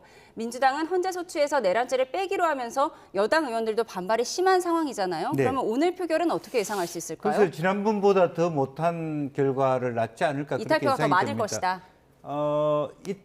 이탈표가 더 적을 것이다. 더 적을 것이다. 역으로. 왜냐하면 지금 이제 안철수 의원조차도 탄핵소추안에 가결을 하고 났습니다만 현재 다시 재의결을 해야 된다는 입장으로 돌아가 있습니다. 그리고 또 윤 대통령과 그 지지율 자체가 오히려 또 다시 상승하고 있기 때문에 보수가 결집하고 있다고 보시는 거죠? 이탈하에 나가기는 아마 개별원 입장에서는 쉽지 않아 보입니다. 네. 네, 신의원께서 어떻게 생각하세요? 저도 비슷한 생각인데 지금 뭐 탄핵 심판에서 내란죄 빼자고 해놓고 내란 특검법은 통과시키자. 그것도 뭐 독소 조항이 굉장히 드글드글한 그런 법안인데 예. 그러니까 국민의힘 의원들은 암만 탄핵에 찬성표를 던진 의원들조차도 이거는 해도 너무하는구나. 예. 민주당이 완전히 자기들 하고 싶은 대로 그냥 어떤 절제력도 없이 하는 것 아니냐 이렇게 볼 수밖에 없습니다. 그리고 저렇게 그 특검 앞에다 내란이라고 붙여가지고 저건 꼭 통과시켜야 된다라고 하는데 국민의힘 의원들이 굉장히 많이 지금 자극을 받은 것 같아요. 예. 그래서 저는 뭐 이탈표가 다만 몇 표 나올 수는 있겠지만 네. 오늘 통과되기는 힘들다고 봅니다. 네, 두 분 모두 이탈표가 적을 거라고 내다봐 주셨는데 한지아 의원 오늘 인터뷰를 보면 오늘은 특검안이 부결된다 하더라도 여당이 새로운 특검안을 먼저 제시하는 것이 굉장히 중요하다. 그렇지 않으면 소장파 의원들은 오늘도 또 그 다음에도 재표결에 있어서 가결로 답할 수밖에 없지 않을까 이렇게 생각한다고 했는데요. 여당 내 분위기가 어떻습니까? 그건 그렇습니다. 저 한동훈 대표 때 저기 이 계엄 특검에 대한 우리 당의 저희 당의 대안을 내놔야 된다. 독소장이 제거다. 왜냐하면 지금 경찰, 검찰, 공수처 서로 계엄 관련 수사를 자기들이 주도하려고 하다 보니까 지금 체포 과정에서 여러 가지 혼선이 빚어지고 이런 것들 아닙니까? 예. 그래서 이거를 다 통폐합하고 교통정리하려면요. 국회에서 특검이 출범이 돼야 됩니다. 예. 그러려면 그 특검안이 통과가 돼야 되고 그런 의미에서 정말 그날의 진실, 그 비상계엄 그래서 용어도요. 물론 이제 내란 행위가 하나의 혐의로 들어가겠지만 그냥 처음부터 뭐 내란 특검 이렇게 아니라 계엄 특검 법안 해가지고요. 예. 좀 중립적인 용어와 네. 그다음에 그 특검 그 임명에 있어서의 어떤 중립성 같은 거 이런 예. 것만 된다면 그게 빨리 출범하고 경찰, 검찰, 공수처가 다 그쪽으로 다 통합이 돼야 됩니다. 예, 네.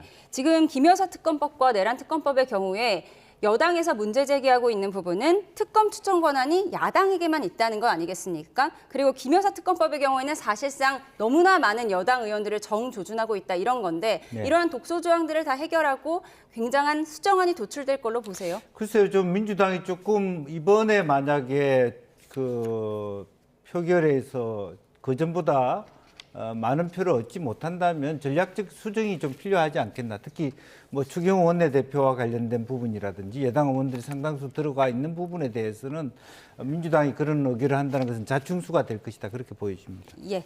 오늘 표결 상황은 오후에 속보로 계속해서 전해드리도록 하겠습니다. 지금까지 신지호 전 국민의힘 전략기획부총장, 김영주 전 민주당 의원과 함께했습니다. 고맙습니다.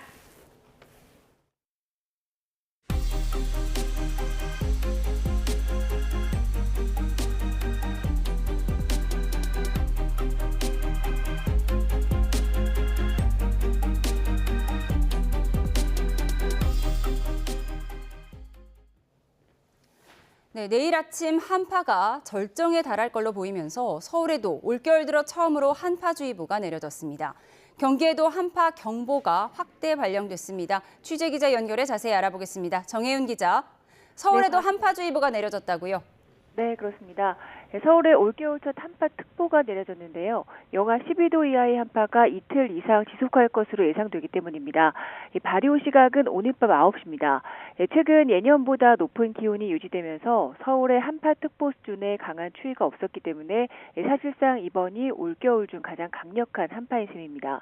기상청은 오늘 서울 등 수도권을 중심으로 종일 체감온도가 영하 5도에서 영하 10도 사이를 오르내리고 내일과 모레는 서울 아침 기온이 영하 12도까지 떨어질 것으로 예상했습니다. 수도권의 아침 체감온도는 영하 20도 안팎까지 곤두박질할 것으로 보입니다. 한낮에도 체감온도가 영하 15도 안팎에 머물 것으로 보여서 오늘과 내일을 지나서 모레 아침까지 이번 겨울 최강 한파가 맹위를 떨치겠습니다. 현재 서울뿐 아니라 중부 전역으로 한파주의보가 확대했고요. 영하 15도 이하의 한파 경보 예상 지역도 강원 북부 지역에서 강원 전 지역과 경기 북동부, 충북, 경북 북부 지역으로 확대 발령됐습니다. 기상청은 이번 한파가 최대 고비를 지나서 주말 오전까지 길게 이어지겠다며 결빙과 동파 사고에 대비해달라고 당부했습니다. 네, 한파 속의 눈 상황도 비상인데요. 폭설도 계속된다고요? 네, 그렇습니다. 이 서해안으로는 앞으로 이틀 이상 많은 눈이 더 내릴 것으로 보입니다. 현재 충남 서해안과 전북 북부지방을 중심으로 대설주의보가 내려져 있고 그 밖에 호남 내륙에도 대설 예비특보가 발효 중입니다. 밤사이에는 또 한 차례 강한 한기가 유입되면서 눈구름이 강하게 발달할 것으로 보여서 서해안은 물론 전북 등 내륙 곳곳에 많은 눈을 뿌릴 것으로 보입니다.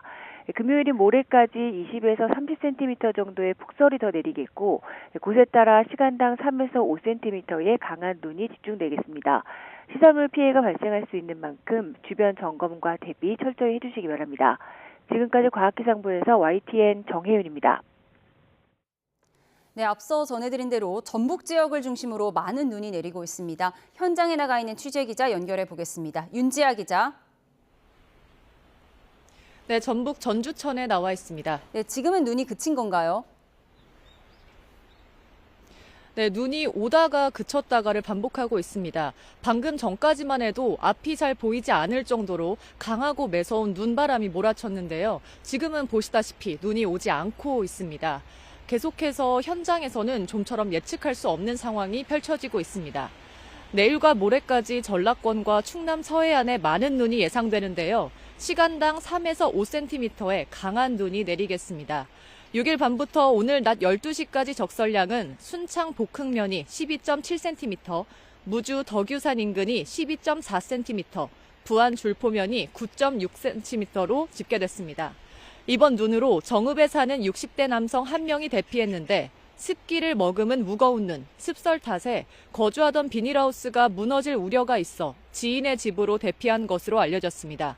고창에서는 눈길에 미끄러진 차가 논밭으로 떨어져 30대 여성이 경상을 입었습니다. 전주와 장수에서는 오늘 아침 눈길 미끄럼 사고가 발생했는데 두 사고 다 큰 피해는 없었습니다. 전주권 일부 시내버스 노선이 눈 때문에 운행되지 못해 출근길 불편도 있었는데요. 마찬가지로 큰 사고는 없었습니다. 눈 소식은 계속 있습니다. 기상청은 금요일까지 전북 지역에 최대 30cm의 눈이 더 내릴 것으로 보고 있습니다. 네, 눈 상황도 걱정인데 올겨울 최강 한파라고요. 네, 맞습니다. 습기를 머금은 무거운 눈이 내렸는데요. 여기에 또 추위까지 기승입니다. 이곳 전주 지역은 상대적으로 다른 곳보다는 온도가 높은 편인데 다른 지역은 꽤 춥습니다. 오늘 아침 최저기온은 전북 장수가 영하 6.1도, 순창은 영하 4도를 기록했습니다. 현재 전북 익산과 완주, 무주, 진안, 장수에 한파주의보가 내려져 있습니다. 군산과 고창, 김제 등 전북 서해안에는 강풍주의보가 내려진 상태입니다. 내일은 더 춥다고 하니 단단히 대비하셔야겠습니다. 최강 한파 속의 서해안 등에는 지난 초겨울 폭설과 비슷한 정도의 큰 눈이 예고됐습니다. 기상청은 서해안에 수증기를 머금은 무겁고 강한 눈, 습설이 단시간에 내릴 것으로 내다봤습니다. 또 이에 따라 시설물 피해가 날 가능성이 크다며 비닐하우스 등의 시설물 점검에 특별히 신경 써달라고 당부했습니다. 지금까지 전북 전주에서 YTN 윤지아입니다. 어젯밤부터 청주 지역에 내린 눈으로 청주국제공항에 도착 예정이던 항공기 2편이 인천공항으로 회항했습니다. 청주공항은 필리핀 클락에서 출발해 오늘 오전 6시 반 청주에 도착 예정이던 에어로케이와 오전 7시 반에 청주 도착 예정이던 하노이발 비에젯 항공편이 활주로 제설 작업 문제로 인천공항으로 회항했다고 밝혔습니다. 서울시가 내일 오전 9시를 기점으로 올겨울 첫 동파 경계 단계를 발령합니다. 시는 이에 따라 24시간 동파 대책 상황실을 운영하고 8개 수도사업소와 서울시설공단과 함께 수도 간 동파 긴급 복구에 대비합니다. 수도 간 동파 경계는 4단계 동파 예보제 가운데 3단계로 하루 최저 기온이 영하 10도 미만인 날씨가 이틀 이상 지속할 때 발령됩니다.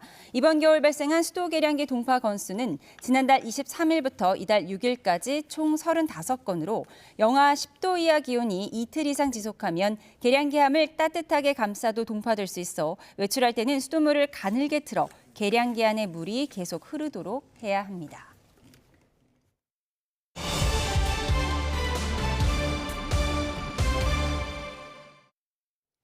네, 법원이 어젯밤 윤석열 대통령에 대한 체포영장을 다시 발부했습니다.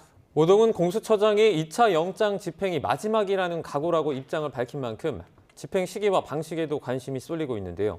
임주혜 변호사와 함께 얘기 나눠보겠습니다. 어서 오세요. 어서 오세요. 네, 안녕하세요. 네, 당장 오늘도 체포영장 집행할 수 있는 상황이 됐는데 이번 2차 체포영장에는 유효기간 등이 알려지지 않고 있어요. 일부러 그런 거죠? 그런 측면이 있어 보입니다. 원래 체포영장을 청구할 때 이 체포영장이 언제까지 유효한지 그 유효기간을 적어서 청구를 할 수 있습니다. 통상적으로는 이제 7일을 기준으로 하고 있는데 네. 만약 7일 이상이 필요한 경우라고 한다면 그 사유를 붙여서 청구할 수 있도록 되어 있습니다. 그런데 1차 체포영장이 발부되고 집행을 시도할 때는 처음부터 이제 유효기간이 7일이다 이렇게 공개가 된 측면이 있었는데 사실 특별한 정보라고 볼 수는 없습니다. 예. 보통 7일의 유효기간을 가진다고 하지만 이 부분이 좀 대내적으로 또 공개가 됨으로써 주말을 빼고 한다면 언제쯤 체포를 시도할지가 사실상 특정이 되는 그런 효과가 있었고 결과적으로 굉장히 어떤 긴밀한 그런 부분이라던가 또 밀행성이 보장돼야 되는 체포영장의 집행 일자들이 공개가 되면서 최종적으로 이제 집행에는 일단 실패를 했기 때문에 이런 부분을 감안해서 이번에 체포영장을 청구하면서는 이 유효기간에 대한 부분을 지금 함구하고 있는 것으로 보이고요.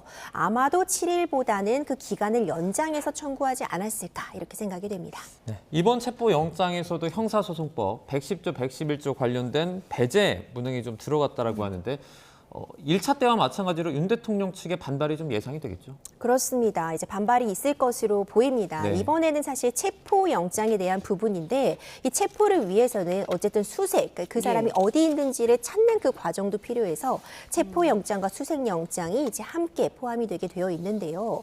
이때 다른 이제 우리가 압수수색을 시도하려고 했을 때도 이전에도 대통령실에서 이 부분이 이것은 군사상 기밀이나 어떤 공무상의 비밀에 해당하기 때문에 책임자의 승낙 없이는 압수를 할 수 없다 이렇게 거부를 했던 것을 확인을 했잖아요. 이때는 사실 그 압수물, 군사상 기밀이나 공무상 기밀에 해당하는 그 대상에 대한 부분에 대해서는 형사소송법이 해당 조항이 적용되는데 이견이 없어 보이고요. 네. 다만 이번에 수색을 하는 것은 어떤 압수물, 어떤 물체를 대상으로 하는 것이 아니라 사람, 인적을 대상으로 하고 있지만 다만 이 사람을 찾기 위해서 수색하는 과정에는 이 해당 형사소송법 조항이 적용되지 않는 것이 다수의 견해다라고 지금 법원 행정처장이나 이 영장을 발부한 측에서는 이제 주장을 하고 있는 것이고 일단 이 부분이 이번에도 영장에 포함되었다고 한다면은 적어도 사람을 찾는 과정에서 이 체포 과정에서의 수색에는 해당 조항이 배제된다고 지금 확인을 해준 것이다 이렇게 볼 수 있어서 네. 사실 윤석열 대통령 측에서는 이것이 명시적으로 어떤 법에 정해진 내용을 법원이나 어떤 판사의 재량에 따라 배제하는 것은 불법적인 부분이 다분하다는 점을 다시 한번 주장할 것이라고 봅니다. 예. 네. 지금 관저 주변에 철조망도 설치가 되고 있고 차벽도 여러 겹 지금 구성되고 있는데 오동훈 공수처장은 2차 집행이 마지막이라는 생각으로 철두철미하게 준비하겠다 이렇게 얘기를 했는데 어떤 대책을 강구할 걸로 보세요? 그렇죠. 이미 1차 집행 당시에 공수처에서 좀 준비를 너무 안일하게 한 것 아니냐 이런 비난이 있었습니다. 이제 그럴 수밖에 없는 것이 경호처에서도 일정 부분 이 부분 체포에 대한 저지를 할 것이 예측은 되고 있었거든요. 그럼에도 불구하고 어떤 공수처가 이번 집행을 실행할 수 없음을 제대로 이제 예측하지 못하고 준비가 부족했다는 그런 비난이 있었기 때문에 이번에 체포영장이 다시 한번 발부가 되어서 다시 기회를 얻게 된 이상 최선의 노력을 다할 것이라고 보거든요. 그런데 일단 1차 집행 당시에는 적어도 이제 정문이라던가 이런 부분까지 통과는 됐어요. 예. 그런데 지금 보여지고 있는 영상이나 사진 자료를 보면은 이미 앞서부터 1차, 2차 저지선이 구축이 되어 있습니다. 네. 대형 버스들이 지금 가로막고 있고 외곽에는 철조망 같은 부분이 채워져 있고 네. 이제 나중엔 2차적으로도 많은 사람들, 경호처의 사람들이 예. 이제 말 그대로 인간 벽 같은 걸 쌓을 가능성이 있다 이런 이야기 나오고 있잖아요. 이게 지난 3일의 그림, 1차 체포영장 집행 당시의 그림이고요. 저희가 6일에 차벽이 여러 겹 그렇죠. 쌓여있는 모습을 보여드리고 있습니다. 네. 그렇다면 사실 이것을 뚫고 들어가기는 현재 더 어려운 상황으로 보이고 그렇기 때문에 뭐 경찰의 어떤 그런 특수 부대라던가 아니면 현행범 체포를 통해서 일정 부분 인원을 끌어내는 그런 조치를 취할 것이고 보통 이제 한 명이 체포된다고 한다면 적어도 4명 정도가 그 인원이 투입이 돼서 체포를 진행하게 되는데 그러니까 안전을 위한 측면도 있거든요. 어떻게 보자면 뭐 도주를 한다거나 그 가운데서 물리적 충돌을 막기 위해 좀 더 압도적인 다수로서 집행에 나서야 된다는 것이 안전을 위해서도 필요한 측면이 있기 때문에 아마 인력들을 대폭 보강해서 특히 경찰의 협조를 얻어서 전 방위적인 압박을 통해서 이 저지선을 뚫으려는 시도는 해볼 것이라고 봅니다.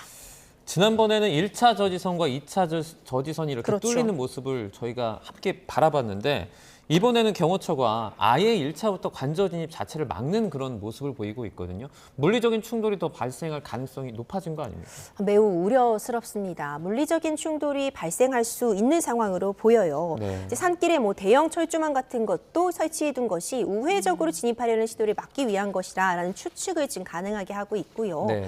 앞에도 저렇게 차벽이 설치되어 있다면 이것을 뚫어내기 위해서는 뭐 더 큰 그런 뭐 기중기 같은 것들이 차를 드러낼 것인가, 아니면 물리적으로 일순간에 많은 인력들이 그대로 밀고 들어갈 것인가, 네. 뭐 특공대나 헬기 투입 등을 통해서 헬기 투입을 통해서 인원을 공중에서 투입할 것인가 여러 이야기가 나오고 있지만 이 모든 사안들이 다 굉장히 물리적인 충돌 가능성을 내포하고 있어서 네. 절대로 일어나서는 안 되는 일이기 때문에 이 부분에 대한 대비책도 반드시 필요해 보입니다. 예, 지난번에 경찰이 경호처 인력에 막히다 보니까 이번에는 경호처 인력이 막는다면 현행범 체포할 것이다 이렇게 엄포를 놓기도 했거든요. 네, 가능성에 대해서는 어떻게 보세요? 이 현행범 체포라고 한다면은 어쨌든 지금 발부된 영장이 있는데 이 체포 영장을 집행하려고 들어가고 있는 인원들에 대해서 네. 물리력을 행사해서 이 부분을 저해하려고 한다면 이것이 공무집행 방해에 해당한다는 점을 근거로 해서 특히 이런 공무집행 방해를 다수가 어떤 위력을 행사함으로써 한다면 이것이 특수공무집행 방해에 해당하고 현재 지금 이 특수공무집행 방해가 이루어지고 있는 이 현장에서 현행범으로 이를 행하고 있는 이 경호처 인원들을 체포하겠다 이런 이야기라고 볼 수 있거든요. 네. 사실상 이론적으로 보자면은 어쨌든 영장이 발부가 되었고 이거를 집행하는 과정을 무력으로 막는다면 특수공무집행 방해의 현행범으로 체포될 가능성은 있습니다. 하지만 이렇다면 또 물리적인 충돌 가능성에 대한 우려가 다시 한번 제기될 수밖에 없고 다만 일부 인원이라도 사실상 이렇게 현행범 체포가 된다면 경호처도 더 견고하게 이렇게 경호 업무를 수행해 나간다거나 더 강하게 이 공무집행을 저지하기는 어려울 수 있거든요. 그렇기 때문에 사실 공수처 입장에서는 일부 인원이라도 현행범 체포를 고려할 가능성은 충분히 있어 보입니다.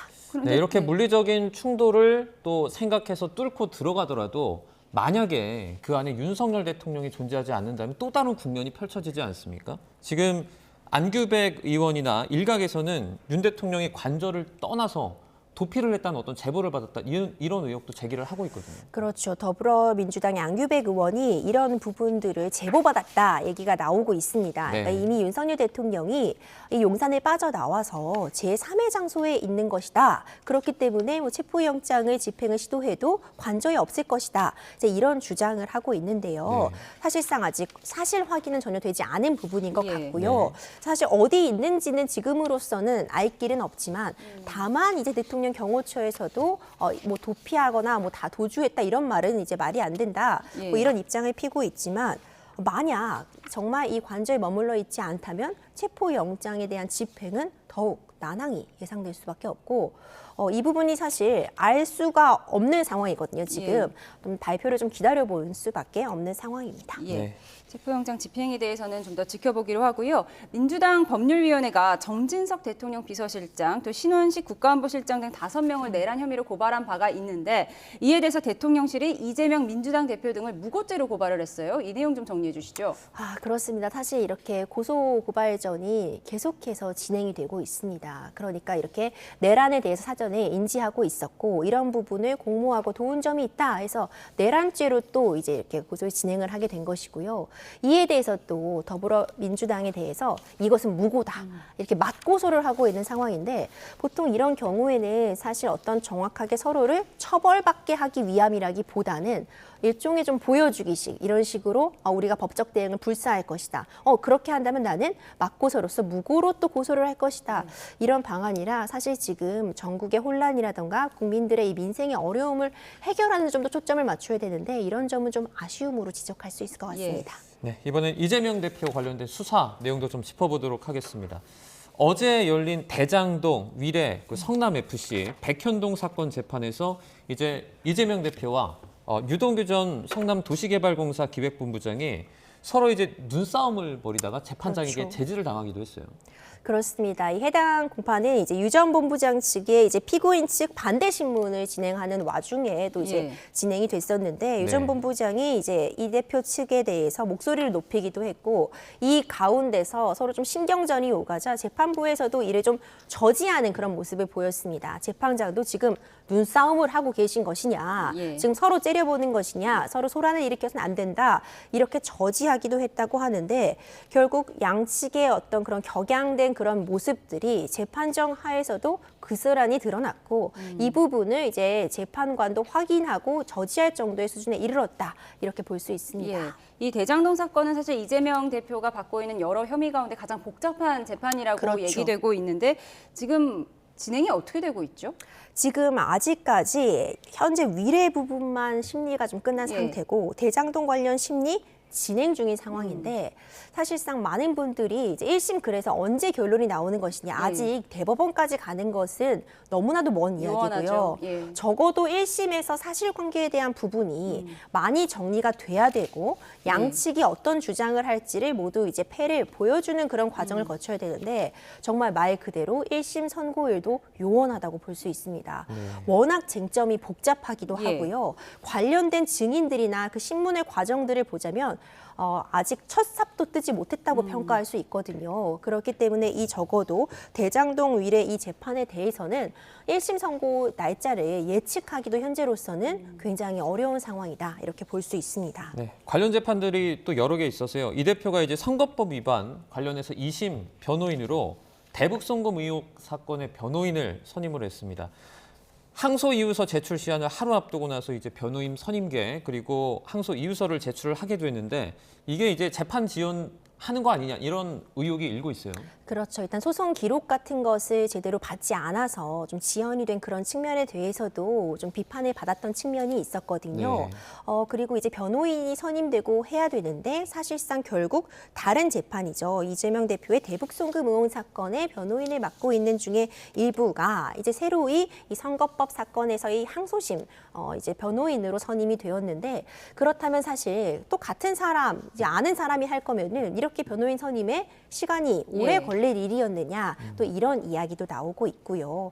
실질적으로 모든 재판은 공정하게 또 신속하게 진행되어야 되는 것이 원칙인데 항소 이유서 제출 기한을 하루 앞두고 변호인 선임계를 제출한 것이 이것이 이 선거법이 이미 징역형의 집행유예형이 나왔기 때문에 이대로 확정이 된다고 한다면은 지금 상당 기간 동안 이제 선거에 출마할 수 없는 그런 불이익 엄청난 불이익이라고 볼 수 있죠. 이런 부분이 예상되는 와중에 고의적인 지연 전략이 아니냐 이런 비판이 또 나오고 있습니다. 결국 윤 대통령의 탄핵 심판이 먼저 나오느냐, 이재명 대표의 공직선거법 위반 혐의 재판이 먼저 나오느냐 이걸 놓고 여야가 지금 계속해서 싸우고 있어요. 그리고 공직선거법 위반 혐의의 경우에는 633 원칙이 적용돼야 한다고 하는데 어제 민주당 쪽에서는 3개월 만에 어떻게 결론을 내냐. 2심이지만 3개월 만에 하는 것은 시간이 너무 촉박하다 이런 얘기가 나오더라고요. 그렇습니다. 이게 참 재판이라는 것이요. 시간이 걸리는 것은 맞습니다. 정확하게 판단을 하는 것이 중요하지 무조건 모든 재판이 빨리 끝나야지 좋은 것은 아니지만요. 사실 지금 돌아가고 있는 헌법재판소의 탄핵 심판도 그렇고 이재명 대표의 그 재판들도 그렇고 굉장히 중요성을 갖고 있기 때문에 제대로 심리하는 것도 중요하지만 어떤 조기 대선이 치러질 경우 대선에 출마할 수 있는지 여부 어찌 보자면 정치적인 쟁점들과 함께 결부가 되면서 이 재판의 속도, 재판의 시간 지금 시계가 어떻게 돌아가는가가 굉장히 중요해졌거든요. 말씀 주신 것처럼 선거법의 경우 633 원칙이라고 해서 공직선거법에서 1심에서는 6개월, 이제 항소심과 대법원에서는 3개월의 기한을 지키는 것이 강행 규정으로 되어 있는 것은 맞습니다. 선거법이라는 그 특성상 그 위반이 빠르게 정리될 필요성이 있기 때문인데 사실상 1심에서도 6개월 원칙 지켜지지 못했고요. 항소심에서 2년 2개월이 걸렸죠? 그렇죠. 항소심에서 이 3개월 원칙이 지켜지지 못한 못한다고 해도 어떤 큰 불이익을 준다거나 문제를 제기할 수 있는 그런 방식은 또 현실적으로 떠올리기 어렵거든요. 다만 1심에서 대부분의 쟁점들이 이미 정리가 되었고요. 양측 모두 혼신의 힘을 다해 싸운 만큼 더 내보일 카드가 있을까 하는 그런 의구심은 듭니다. 그렇다면은 3개월 내지는 적어도 굉장히 이보다는 이제 적당히 빠른 시간 안에 결론이 날 수 있는 상황이 아닌가 생각이 들고, 이제 헌법재판소의 시기의 경우에도 이 중요성을 고려했을 때 지금 정확한 법의 원칙에 따라서 헌법에 따라서 좀 판결이 내려져야 되지 않나 싶습니다. 네. 현실적으로 봤을 때 아무래도 뭐 시간표가 제대로 지켜질지에 대한 의문은 계속 드는데 지금 상황에서 변수는 좀 어떤 것들이 있을까요? 특히 이번에 헌법재판소에서 이 탄핵 심판 진행하면서 내란죄 혐의를 뭐 빼는가 마는가 지금 이런 이야기가 나오고 있잖아요. 이게 사실 이걸 철회한다는 의미에 대해서 여러 가지 이야기가 나오고 있고, 다만 이 12.3 비상계엄 선포라는 사실관계는 이전과 다름없이 그대로 포함을 하되 단순히 이것을 헌법적 쟁점으로서 국회를 뭐 무력 진압한 부분이라던가 이런 부분만을 헌법적인 쟁점으로 정리한다고 한다면은 다시 산핵소추안을 의결한다거나 할 필요는 없다고 지금 보고 있는 것들도 많거든요. 다만 이런 의미가 아니라고 한다면 애초에 탄핵소추안에 내란죄 혐의가 적시가 되어 있었는데 뭐 이 부분을 빼겠다고 한다면은 지금 윤석열 대통령 측에서도 이렇다면은 문제가 너무 크기 때문에 아예 각하해야 된다. 소송 요건을 흠결했다고 지금 주장을 하고 있어서 이렇게 법적으로 쟁점이 되는지 이것이 가능한지 이야기가 계속 나오면 이 판결이 내려지더라도 이에 대해서 이의 제기를 한다거나 이 판결의 어떤 정확성이나 정당성에 의구심을 들게 할 수 있고, 뿐만 아니라 이 재판의 당사자들이 계속해서 문제 제기를 할 수 있는 여지를 남겨주거든요. 이런 부분은 좀 지양해야 되기 때문에 이런 재판의 시계 측면에서 이 내란죄가 포함되느냐 마느냐는 이 헌법재판이 언제 끝날 수 있을지에는 상당 부분 영향을 끼칠 수 있어서 이 부분은 사실 헌법재판소의 재판관들의 전적인 권한사항으로 보여지기 때문에 아마도 14일 변론 기일 이때쯤에는 한번 헌법재판소에서 정리하고 가지 않을까 싶습니다. 마지막으로 짧게요. 지금 공직선거법 위반 혐의 짚어봤는데 위증교사 혐의 재판도 비슷한 시기에 1심 선고가 나왔잖아요. 위증교사 혐의 재판은 지금 어떻게 진행되고 있나요? 그 부분에 대해서도 이제 진행이 되고 있죠. 위증교사에 대해서도 지금 이재명 대표가 무죄를 받았기 때문에 상대적으로 큰 어떤 그 법리적으로 보자면은 큰 부담은 덜었다고 볼 수 있지만 검찰 측에서 이제 항소를 할 것이고 이제 구성이 되면서 또 다시 한번 이 절차를 다시 해야 되거든요. 하지만 상대적으로 무죄가 나왔기 때문에 항소심의 부담은 덜어졌다고 해도 이 역시도 또 마찬가지로 2심 대법원까지는 가야 되는 상황입니다. 1심에서 무죄가 나왔기 때문에 여당에서 속도를 촉구할 이유는 없다. 그렇죠. 이렇게 볼 수가 있겠네요. 알겠습니다. 잘 들었습니다. 지금까지 임주혜 변호사와 함께했습니다. 고맙습니다. 한파가 절정을 향해서 가는 가운데 서울에도 올겨울 첫 번째 한파특보가 내려졌습니다. 눈구름도 강하게 발달해 충남과 호남을 중심으로 폭설이 이어지고 있는데요. 현장 연결해서 날씨 알아보겠습니다. 이혜민 캐스터. 네, 홍제천 폭포에 나와 있습니다. 네, 서울은 올겨울 첫 번째 한파특보죠? 네, 그렇습니다. 추위가 절정을 향해 가면서 한파특보가 확대 강화됐는데요. 서울에도 처음으로 올겨울 첫 한파주의보가 발령됐습니다. 내일과 모레 영하 12도 안팎의 강추위가 기승을 부릴 것으로 보이기 때문인데요. 지금도 서울의 체감온도는 영하 4도를 밑돌면서 날이 몹시 춥습니다. 제 뒤로 보이는 인공 폭포 외에 도심 폭포에 얼음도 발생한 모습인데요. 당분간 추위 대비 잘해주셔야겠습니다. 먼저 한파특보 상황부터 살펴보도록 하겠습니다. 현재 경기 북동부와 강원 내륙, 충북 북부와 경북 북동 산간에는 한파경보가, 그 밖에 수도권과 충청, 전북 동부와 경북 곳곳으로는 한파주의보가 내려졌습니다. 오늘 서울 낮 기온은 0도, 광주 6도, 대구는 5도 예상되고요. 찬바람이 불면서 체감온도를 끌어내리겠습니다. 강추위 속에 충청 이남에는 눈이 내립니다. 현재 충남 서해안과 전북 북부에 눈이 집중되면서 대설주의보가 발령 중인데요. 내일까지 충남과 호남, 제주 산간에 시간당 3에서 5cm의 눈이 집중되는 가운데 대설특보는 점차 확대 강화되겠습니다. 전북과 제주 산간에는 모레까지 최고 30cm 이상, 충남과 전남에도 최고 20cm 이상의 폭설이 더 쏟아지겠습니다. 눈비는 내일 오후 대부분 잦아들겠지만 호남 지방은 금요일까지, 제주도는 일요일까지 길게 이어지겠습니다. 또 이번 한파는 내일 절정을 보인 뒤 주말부터 점차 누그러질 전망입니다. 동해안 지역은 대기가 여전히 매우 건조합니다. 바람도 강하게 불어서 화재 위험이 높으니까요. 불씨 관리 잘 해주셔야겠습니다. 지금까지 YTN 이혜민입니다. 뉴스나우 오늘 순서 여기서 마치겠습니다. 내일도 생생한 뉴스로 찾아뵙겠습니다. 여러분 고맙습니다.